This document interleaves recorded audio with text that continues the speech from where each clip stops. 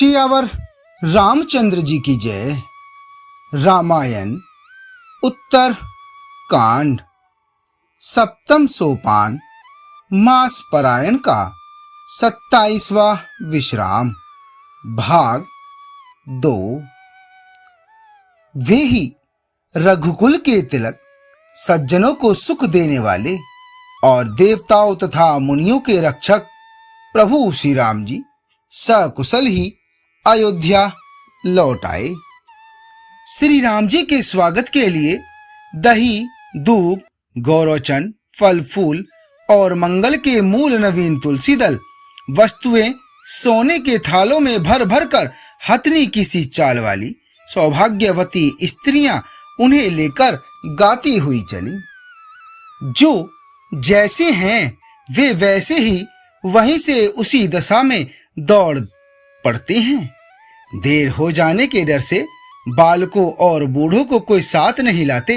एक दूसरे से पूछते हैं कि हे भाई, तुमने दयालु श्री रघुनाथ जी को देखा है? प्रभु को आते जानकर अवधपुरी संपूर्ण स्वभाव की खान हो गई। तीनों प्रकार की सुंदर वायु बहने लगी। सरयू जी अत्यंत निर्मल जल वाली हो गई। गुरु वशिष्ठ जी कुटुंबी छोटे भाई शत्रुघ्न तथा ब्राह्मणों के समूह के साथ हर्षित होकर भरत जी को अत्यंत प्रेम पूर्ण मन से कृपाधाम श्री राम जी के सामने अर्थात उनकी अगवानी के लिए ले चले। बहुत सी स्त्रियां अटारियों पर चढ़ी आकाश में विमान देख रही हैं और उसे देखकर हर्षित होकर मीठे स्वर से सुंदर मंगल गीत गा रही हैं।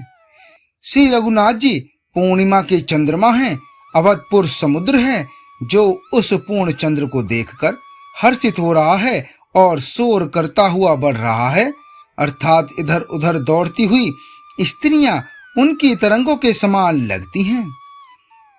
यहाँ विमान पर से सूर्य कुल रूपी कमल के प्रफुल्लित करने वाले सूर्य श्री राम जी वानरों को मनोहर नगर दिखला रहे हैं। वे कहते हैं कि हे सुग्रीव, हे अंगद, हे लंकापति विभीषण, सुनो, यह पुरी पवित्र है और यह देश अत्यंत ही सुंदर है।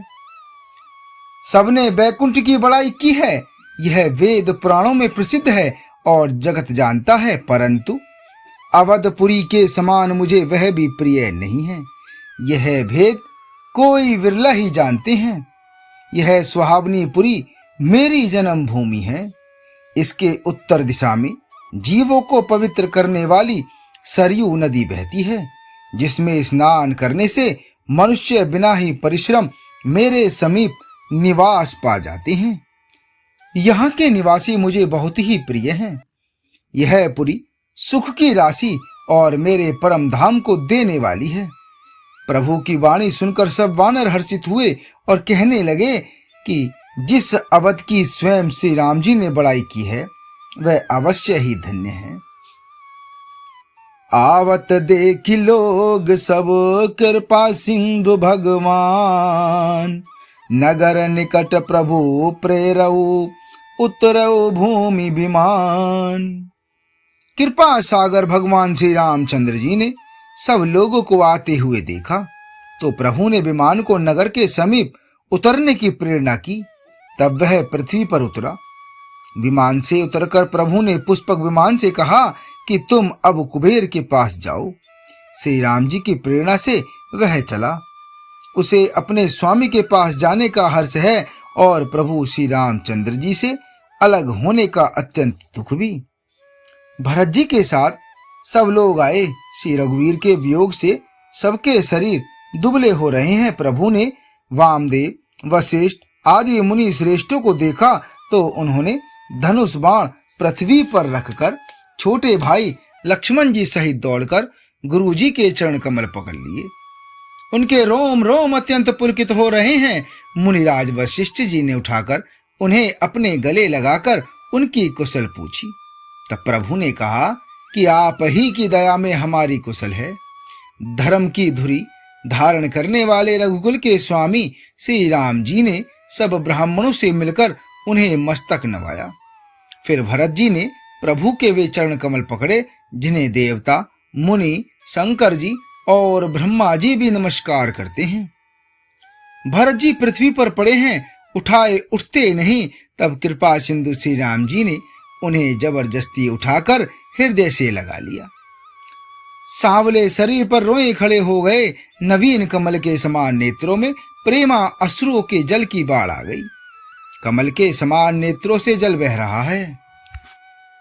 सुंदर शरीर में पुलकावली अत्यंत शोभा दे रही है। त्रिलोकी के स्वामी प्रभु श्री राम जी छोटे भाई भरत जी को अत्यंत प्रेम से हृदय से लगाकर मिले। भाई से मिलते समय प्रभु जैसे शोभित हो रहे हैं, उसकी उपमा मुझसे कहीं नहीं जाती। मानो प्रेम और श्रृंगार शरीर धारण करके मिले और श्रेष्ठ शोभा को प्राप्त हुए।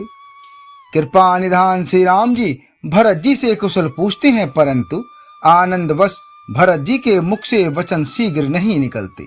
भगवान शिव जी ने कहा कि हे पार्वती सुनो, वह सुख जो उस समय भरत जी को मिल रहा था वचन और मन से परे है। उसे वही जानता है जो उसे पाता है। भरत जी ने कहा कि हे कौशलनाथ, आपने आर्त दुखी जानकर दास को दर्शन दिए, इससे अब कुशल है। वह समुद्र में डूबते हुए मुझको कृपा निधान ने हाथ पकड़कर बचा लिया। फिर प्रभु हर्षित होकर शत्रुघ्न जी को हृदय से लगाकर उनसे मिले। तब लक्ष्मण जी और भरत जी दोनों भाई परम प्रेम से मिले। फिर लक्ष्मण जी शत्रुघ्न जी से गले लगकर मिले और इस प्रकार विरह से उत्पन्न दुसह दुख का नाश किया। फिर भाई शत्रुघ्न जी सहित भरत जी ने सीता जी के चरणों में सिर नवाया और परम सुख प्राप्त किया।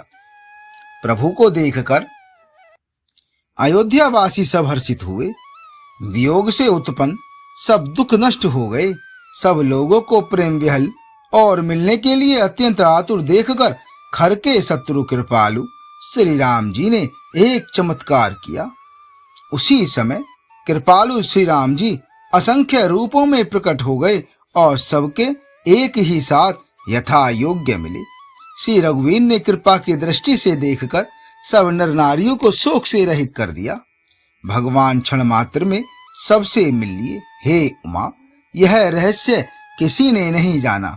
इस प्रकार शील और गुणों के धाम श्री राम जी सबको सुखी करके आगे बढ़े। कौशल्या आदि माताएं ऐसे दौड़ी मानो नई ब्याई हुई गोएं।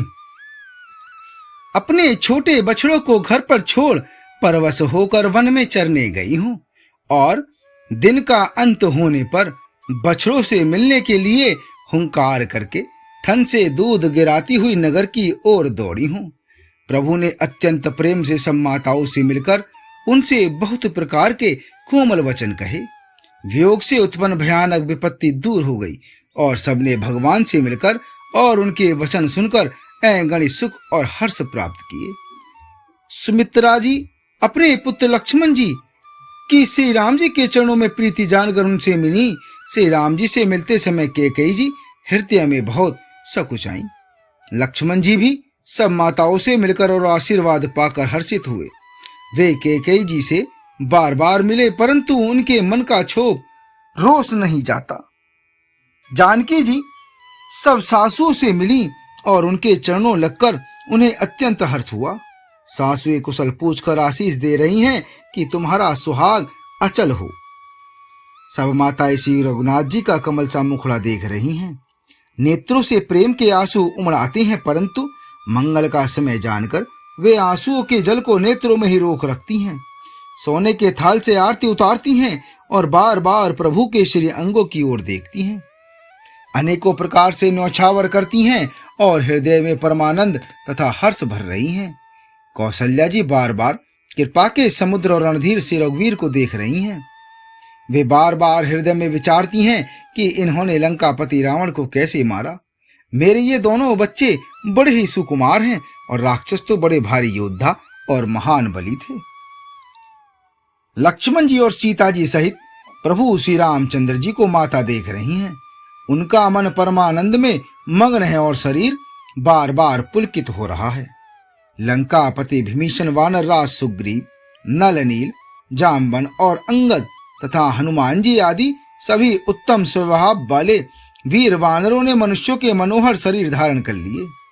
वे सब भरत जी के प्रेम, सुंदर स्वभाव, त्याग के व्रत और नियमों की अत्यंत प्रेम से आदर पूर्वक बड़ाई कर रहे हैं और नगर निवासियों की प्रेमशील और विनय से पूर्ण रीति देखकर वे सब प्रभु के चरणों में उनके प्रेम की सराहना कर रहे हैं। फिर श्री रघुनाथ जी ने सब सखाओं को बुलाया और सबको सिखाया कि मुनि के चरणों में लगो। ये गुरु वशिष्ठ जी हमारे कुल भर के पूज्य हैं। इन्हीं की कृपा से रण में राक्षस मारे गए हैं। फिर गुरुजी से कहा कि हे मुनि, सुनियो आगे का भाग 3 में। जय श्री राम।